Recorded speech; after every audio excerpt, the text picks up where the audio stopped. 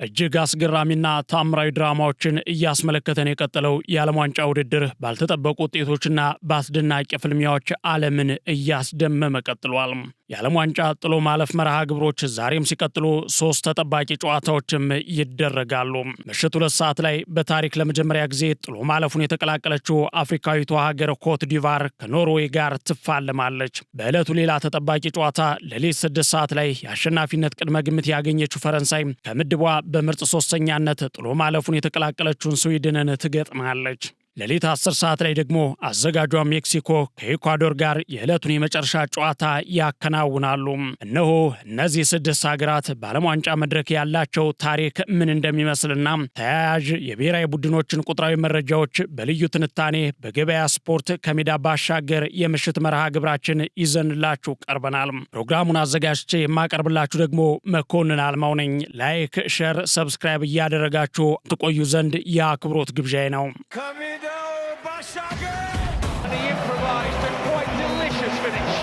He will have his say, and with moments left of this game, and he has crashed it into the flag stayed down.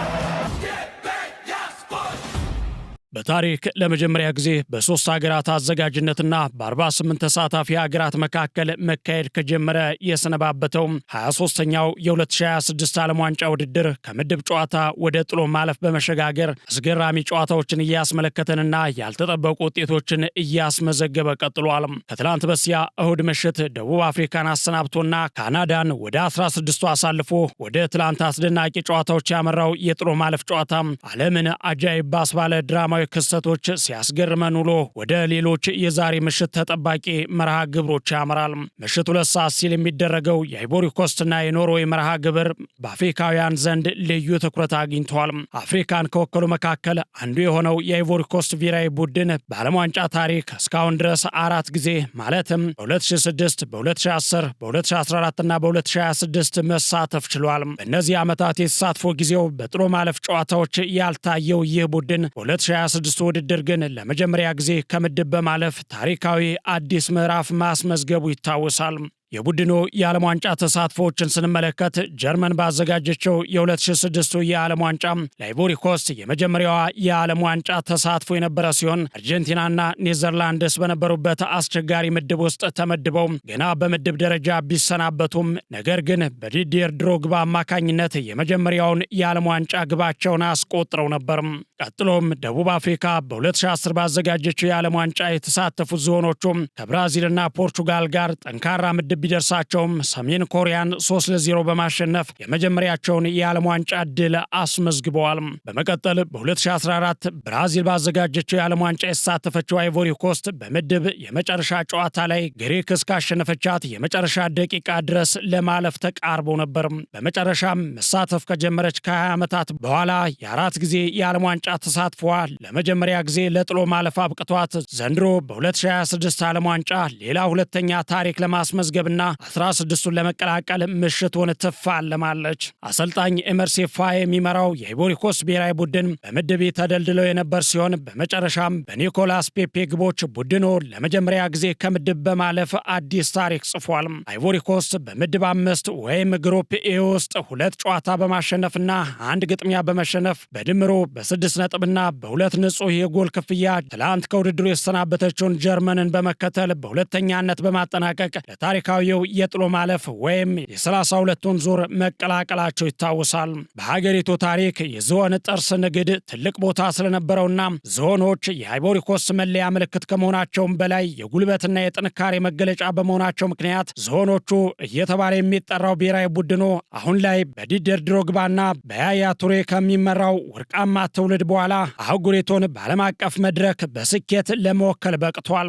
በምድብ ጨዋታ ኢኳዶርን 1-0 ኩራሳውን ደግሞ 2-0 አሸንፋ በጀርመን 2-1 የተሸነፈችው አይቮሪ ኮስት በዛሬ ምሽቱ የኖርዌይ ግጥሚያም እጅግ እንደምትፈተን የሚጠበቅ ነው። የዕለቱ የዝሆኖቹ ተጋጣሚ የሆነችው ኖርዌይ በበኩሏ በዓለም ዋንጫ ታሪክ የዘንድሮውን ጨምሮ በአጠቃላይ 4 ጊዜ ብቻ የተሳተፈች ሲሆን በውድድሩ ካሳየቻቸው ድንቅ ታሪኮች መካከል እንደ አውሮፓውያን አቆጣጠር በ1998 ብራዚልን ማሸነፏና የዓለም ዋንጫ ጨዋታን ከብራዚል ጋር ተጫውታ የማትሸነፍ ብቸኛ ሀገር መሆኗ ይጠቀስላታል። የኖርዌይ የዓለም ዋንጫ ተሳትፎ ዝርዝርና ታሪክን ስንመለከት የተሳትፎ ታሪኳ በ1938 ፈረንሳይ ባዘጋጀችው ውድድር ኖርዌይ ለመጀመሪያ ጊዜ በዓለም ዋንጫ የተሳተፈች ሲሆን በወቅቱ በነበረው የጥሎ ማለፍ ጨዋታ የመጀመሪያው ዙር ላይ በጣሊያን ተሸንፋ ከውድድሩ ተሰናብታለች። በ1994 አሜሪካ ባዘጋጀችው የዓለም ዋንጫ መድረክም እንዲሁም ከረዥም ጊዜ ቆይታ በኋላ ማለፍ የቻለች ቢሆንም ሜክሲኮን ብታሸንፍም በግብ ልዩነት ከምድብ ማለፍ ሳትችል ቀርታለች። እንዲሁ በ1998 ፈረንሳይ ባዘጋጀችው ሌላ የዓለም ዋንጫ መድረክ የተሳተፈው የኖርዌይ እግር ኳስ ቡድን ጥሩ ጊዜ ያሳለፈ ሲሆን በሀገሪቱ ምርጥ ጊዜ ተብሎ የሚጠቀሰውም ይህ ውድድር ነው። በምድብ ጨዋታ ከሞሮኮና ስኮትላንድ አቻ በመለያየት እንዲሁም በወቅቱ የውድድሩ ዋና የአሸናፊነት ግምት የሰጣትን ብራዚልን 2-1 በማሸነፍ ታሪካዊ ድል ማስመዝገብ ችላለች። ቀጥሎ በ16ቱ ጥሎ ማለፍ በጣሊያን 1-0 ቢሸነፉም ነገር ግን ይህ ጊዜ እስካሁን ድረስ የሀገሪቱ ምርጥ የውጤት ጉዞ ሆኖ ተመዝግቦላታል። ታዲያ ዘንድሮ በ2026 የዓለም ዋንጫ ኖርዌይ ካለፈችበት የ28 ዓመታት የውድድር ድርቅ በኋላ እንደገና ወደ ዓለም ዋንጫ መድረክ የተመለሰችበት ወቅት ሆኗል። በአሰልጣኝ ስታሌ ሶልባከን የሚመራው ቡድኑ ኤርሊንግ ሃላንድንና ማርቲን ኦዴጋርድን በመሳሰሉ ተጫዋቾች ታግዞ ከምድብ ወደ ጥሎ ማለፍ የተሸጋገረ ሲሆን ዛሬ ደግሞ 16ቱን ለመቀላቀል ከአፍሪካዊቷ ሀገር አይቮሪ ኮስት ጋር ይፋለማል። የ5 ጊዜ የዓለም ዋንጫ አሸናፊዋንና ትላንት ጃፓንን ጥላ 16ቱን የተቀላቀለችውን ብራዚልን የሚገጥም ይሆናል።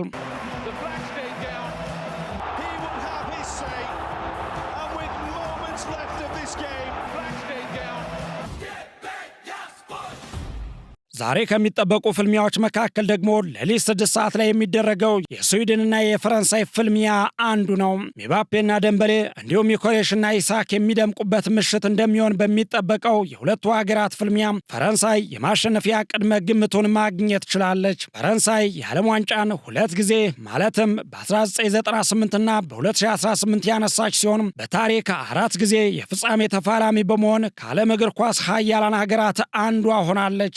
ታሪካዊ ጉዞዋና ድሎቿን ስንመለከትም በ1930 ፈረንሳይ በኡራጋይ በተካሄደው የዓለም ዋንጫ ታሪካዊ የመጀመሪያ ጨዋታ ላይ ሜክሲኮን ያሸነፈች ሲሆን የመጀመሪያውን የዓለም ዋንጫ ጎልም በፈረንሳያዊው ሉሲያን ሎሬን አማካኝነት ማስቆጠር ችላለች። በ1998 ውድድሩን በአዘጋጅነት ባስተናገዱበት ዓመት ደግሞ ብራዚልን 3-0 በማሸነፍ የመጀመሪያ ዋንጫቸውን ማሳካት ችለዋል።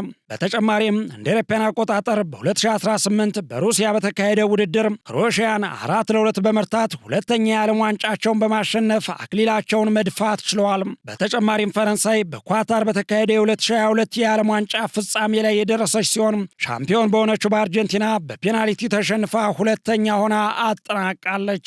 ፈረንሳይ በዓለም ዋንጫ ታሪክ ያላት የድልና የጉዞ ተጨማሪ ክብረ ወሰኖችን ስንመለከትም በዓለም ዋንጫ ታሪክ የፈረንሳይ ኮከብ ጁስት ፎንቴን በአንድ የውድድር መድረክ ላይ 13 ጎሎችን በማስቆጠር የያዘው ክብረ ወሰን እስካሁን ድረስ አቻ አልተገኘለትም። ሌላው አስደናቂ ነገር ደግሞ በቅርቡ ወላጅናቱን በሞት ያጣው የወቅቱ የብሔራዊ ቡድኑ አሰልጣኝ ዲዲየር ዴሻምፕ ፈረንሳይ ሁለቱንም ዋንጫዎች ስታነሳ በሜዳ ውስጥና ከሜዳ ውጭ መሪ የነበረ መሆኑ ነው። አሰልጣኝ ዴሻምፕ ፈረንሳይ በ1998 ሀገሩ ለመጀመሪያ ጊዜ የዓለም ዋንጫን ስታነሳ እሱ የቡድኑ አምበል ነበር። እንዲሁ በ2018 ፈረንሳይ ሁለተኛውን ዋንጫ ስታሳካ ደግሞ ሀገሩን በአሰልጣኝነት መምራት ችሏል። በዚህ ዓመት ደግሞ የሚመራው የፈረንሳይ ብሔራዊ ቡድን ዋንጫውን እንደሚያሳካ ቅድመ ግምት ማግኘት ችሏል።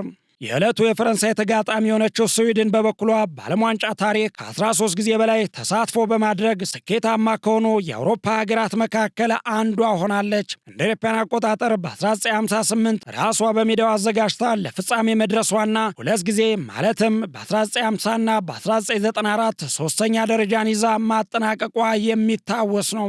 ሆኖም ግን እስከዛሬ ድረስ ዋንጫውን ማንሳት ግን አልታደለችም። ስዊድን በዓለም ዋንጫ ታሪክ ያላትን አጠቃላይ ጉዞና ትልልቅ ስኬቶቿን ስናይ እንደ አውሮፓውያን አቆጣጠር በ1958 ሁለተኛ ደረጃን ይዛ ያጠናቀቀችበት ጊዜ ቀዳሚው ታሪኳ ነው። ስዊድን የዓለም ዋንጫን ስታዘጋጅ እስካሁን ካስመዘገበችው ውጤት የተሻለውን በማስመዝገብ የፍጻሜ ተፋላሚ መሆን ችላ ነበር። በወቅቱ በወጣቱ ፔሌ በሚመራው የብራዚል ብሔራዊ ቡድን 5-2 ተሸንፋ ሁለተኛ ሆና አጠናቃ ነበር። እንደ አውሮፓውያን አቆጣጠር በ1950 በብራዚል በተካሄደ በተካሄደው ውድድር ስዊድን ግሩም ጊዜን በማሳለፍ 3ኛ ደረጃን ማግኘት ችላለች። እንዲሁም እንደ አውሮፓውያን አቆጣጠር በ1994 በአሜሪካ በተዘጋጀው የዓለም ዋንጫ እንደ ቶማስ ብሮሊንና እንደ ኬኔታ አንደርሰን ያሉ ተጫዋቾችን የያዘው ቡድኑ ግማሽ ፍጻሜ የደረሰ ሲሆን በደረጃ ጨዋታው ቡልጋሪያን 4-0 በማሸነፍ 3ኛ በመሆን ማጠናቀቅ ችሏል። በተጨማሪም በ2018 በሩሲያ በተካሄደው የዓለም ዋንጫ ውድድር ስዊድን እስከ ሩብ ፍጻሜ የደረሰች ቢሆንም በእንግሊዝ 2-0 ተሸንፋ ተሰናብታለች። እንደ አውሮፓውያን አቆጣጠር በ2022 በኳታር በተደረገው ውድድር ማለፍ ያልቻለችው ስዊድን በዚህ በ23ኛው የዓለም ዋንጫ ውድድር ደግሞ በአሰልጣኝ ግርሃም ፖተር እየተመራች ወደ ዓለም ዋንጫው በመመለስ በምድብ ኤፍ ከኔዘርላንድ ከጃፓንና ቱኒዚያ ጋር ተደልድላ ነበር። የዘላታን ኢብራሂሞቪች ሀገር የሆነችው ስዊድን እንደ አሌክሳንደር ኢሳክና ቪክቶር ኮሬሽ ያሉ አጥቂዎቹን በያዘው ቡድኗ ከምድቡ በማለፍ ዛሬ ምሽት ወሳኝ የጥሎ ማለፍ ጨዋታዋን ከፈረንሳይ ጋር ታደርጋለች። ይህንን ፍልሚያ የሚያሸንፈው ቡድን በቀጣይ ሳትጠበቅ ጀርመንን ጥላ ያለፈችውን ፓራጓይን የሚገጥም ይሆናል።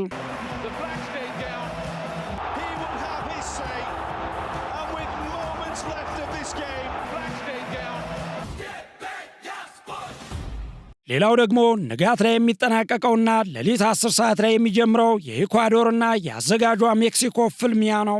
ሜክሲኮ በታሪኳ ለ18ኛ ጊዜ በዓለም ዋንጫው እየተሳተፈች ሲሆን ውድድሩን በ1970ና በ1986 በብቸኝነት እንዲሁም ዘንድሮ በ2026 ደግሞ ከአሜሪካና ካናዳ ጋር በመሆን በጋራ ማዘጋጀት የቻለች አስደናቂ አገር ናት። ሜክሲኮ በታሪኳ ምንም እንኳን ዋንጫውን ባታነሳም ሁልጊዜ ከምድብ በማለፍ ጠንካራ ተፎካካሪነቷን የምታሳይ ታላቅ ሀገር ናት። አጠቃላይ የዓለም ዋንጫ ተሳትፏንና ውጤቶቿን ስንመለከትም ሜክሲኮ ዓለም ዋንጫው ከተጀመረበት ጊዜ አንስቶ ሁልጊዜም በጠንካራነቷ የምትታወቅ ሲሆን እስከ ዘንድሮው የ2026 ውድድር ድረስ ለ18 ጊዜያት ያህል በማለፍ በዓለም አቀፍ ደረጃ በብዛት በዓለም ዋንጫው ላይ ከተሳተፉ ሀገራት መካከል ከግንባር ቀደምቶች ተርታ ትሰለፋለች። ትልቁ ስኬቷም የሜክሲኮ ብሔራዊ ቡድን ከፍተኛ ድል ያስመዘገበው እንደ አውሮፓውያን አቆጣጠር በ1970ና በ1986 ባዘጋጀቻቸው የዓለም ዋንጫ ውድድሮች ላይ ሲሆን በሁለቱም ጊዜያት ለሩብ ፍጻሜ መድረስ ችላለች። ታሪካዊ ስኬቶቿንና ክብረ ወሰኖቿን ስንመለከትም ሜክሲኮ የዓለም እግር ኳስ ታሪክ አካል የሆኑ የበርካታ ክስተቶች መናኸሪያ እንደነበረች ይነገርላታል። በዘንድሮ የዓለም ዋንጫ ታሪካዊውን መክፈቻ አዘጋጅ በመሆን ሜክሲኮ በድጋሚ የዓለምን ትኩረት መሳብ ችላለች። የኢትዮጵያ ታሪካዊ ወዳጅ የሆነችው ሜክሲኮ አዝቴክ ስቴዲየም ላይ 2 የዓለም ዋንጫ ፍጻሜዎችን ማለትም በ1970ና በ1986 በግሩም ሁኔታ በማስተናገድ ታዋቂነቷንና ተወዳጅነቷን ከፍ አድርጋለች። የሜክሲኮ የዓለም ዋንጫ ታሪክ አስደናቂነት በሰፊው የሚወሳ ሲሆን በዘንድሮ የዓለም ዋንጫ እያደረገች ባለው አስተዋጽኦም በርካቶች ዳጎስ ያለ ምስጋናቸውን እያጎረፉላት ነው። ታዲያ ይህች ሀገር ሌሊት 10 ሰዓት የምታደርገው የጥሎ ማለፍ ጨዋታ በጉጉት የሚጠበቅ ሲሆን የማሸነፍ ቅድመ ግምትን ማግኘት ችላለች። ተጋጣሚዋ ኢኳዶር በበኩሏ በዓለም ዋንጫ ታሪኳ 5 ጊዜ ማለትም እንደ አውሮፓውያን አቆጣጠር በ2002፣ በ2006፣ በ2014፣ በ2022 እና በ2026 የተሳተፈች ሲሆን ትልቁ ስኬቷም በ2006 በጀርመን አዘጋጅነት ወደ 16ቱ ጥሎ ማለፍ መቀላቀሏ ነው። የኢኳዶር የመጀመሪያ ተሳትፏ በ2002 ሲሆን ኢኳዶር ለመጀመሪያ ጊዜ በዓለም አቀፉ መድረክ ብቅ ስትል ምንም እንኳን በጣሊያንና ሜክሲኮ ብትሸነፍም ክሮኤሽያን 1-0 በማሸነፍ በታሪኳ የመጀመሪያዋን ድል ማስመዝገብ ችላ ነበር። ወደ ጥሎ ማለፍ ያለፈችበት የ2006 የጀርመን ዓለም ዋንጫ የኢኳዶር ብሔራዊ ቡድን እስካሁን ከተሳተፈችባቸው ውድድሮች በደመቀ ሁኔታ የተጫወተችበት ጊዜ ሆኗል። በምድብ ማጣሪያ ፖላንድን 2-0 እና ኮስታሪካን 3-0 በማሸነፍ ታሪኳ ለመጀመሪያ ጊዜ ከምድብ ማለፍ ችላለች። ሆኖም በ16ቱ ዙር በእንግሊዝ 1-0 ተሸንፈው በምድብ ማጣሪያ ፖላንድን 2-0 እና ኮስታሪካን 3-0 በማሸነፍ በታሪካቸው ለመጀመሪያ ጊዜ ከምድብ አልፈዋል። እንዲሁም ብራዚል ባዘጋጀችው የ2014ቱና ኳታር ባዘጋጀችው የ2022ቱ የዓለም ዋንጫ ጉዞዋ ሌላ ታሪክ ሆኖ ተመዝግቧል። በብራዚል ውድድር በምድብ 4 ነጥብ ቢሰበስቡም ከምድባቸው ግን ማለፍ አልቻሉም ነበር። እንዲሁ በኳታሩ የዓለም ዋንጫ የመክፈቻ ጨዋታ አዘጋጇን ኳታርን 2-0 በማሸነፍ ድንቅ ጅማሮ ቢያደርጉም የምድባቸውን 3ኛ ደረጃ በመያዝ ከምድብ ማለፍ ሳይችሉ ቀርተዋል። ኢኳዶር በወቅታዊ የዓለም ዋንጫም አስደናቂ አቋም በማሳየት ከምድብ ማለፍ ችለዋል። ታዲያ ዛሬ ሌሊት ከአዘጋጇ ሜክሲኮ ጋር የሚያደርጉት ፍልሚያ ሌላኛው ተጠባቂ መርሃ ግብራቸው ነው። እናም ገበያ ስፖርት ከሜዳ ባሻገር በተሰኘው ፕሮግራሙ ይህንን ታሪካዊ ዝግጅት ሰንዶ አቀረበላቸው። ፍልሚያውንስ ማን ያሸንፍ ይሆን? አይቮሪ ኮስት ወይስ ኖርዌይ? ስዊድን ወይስ ፈረንሳይ? ሜክሲኮ ወይስ ኢኳዶር? ግምቶቻችሁን በኮሜንት ሳጥን ውስጥ እንድታስቀምጡልን ጋበዝን። ውጤቶችን ደግሞ በማለዳ መርሃ ግብራችን በጥሩ ትንታኔ እናጋራችኋለን። መኮንን አልማው ነበርኩ። የነገ ሰው ይበለን።